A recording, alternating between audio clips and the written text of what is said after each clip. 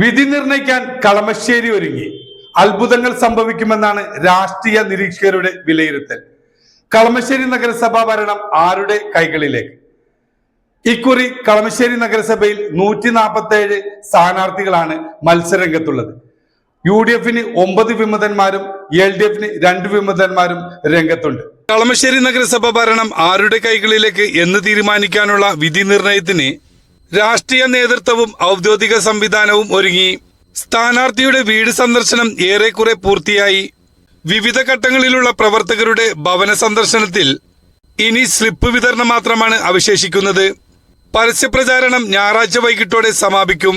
കൊട്ടിക്കലാശം അനിഷ്ട സംഭവങ്ങളില്ലാതെ കടന്നുപോകുമെന്നാണ് രാഷ്ട്രീയ നേതൃത്വം ആഗ്രഹിക്കുന്നത്. പോലീസും വലിയ തയ്യാറെടുപ്പുകൾ നടത്തുന്നുണ്ട്. നേരത്തെ 42 വാർഡുകളിലുള്ള കളമശ്ശേരിയിൽ നിലവിൽ 46 വാർഡുകളിലായി 58 ബൂത്തുകളാണുള്ളത്.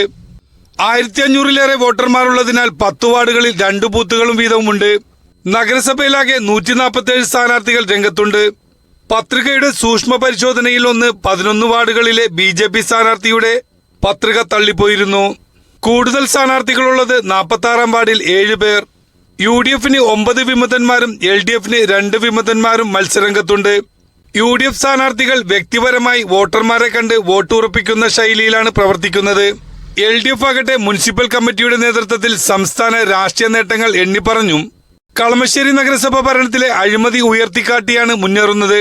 കളമശ്ശേരി നഗരസഭയിൽ മാത്രം മന്ത്രി P രാജീവ് മുൻകൈയെടുത്ത് നടത്തിയത് 3353 കോടി രൂപയുടെ വികസന പ്രവർത്തനങ്ങളാണ്. ഇത് ഉയർത്തിക്കാട്ടി മന്ത്രിയുടെ ഇടപെടലും ഇടതുപക്ഷത്തിന് ആവേശമാകുന്നുണ്ട്. കളമശ്ശേരിയിൽ പതിവ് വഴിവിട്ട് അത്ഭുതങ്ങൾക്ക് സാധ്യതയുണ്ടെന്നാണ് രാഷ്ട്രീയ നിരീക്ഷകരുടെ വിലയിരുത്തൽ. നഗരസഭ ഭരണം ആരുടെ കൈകളിലേക്ക്?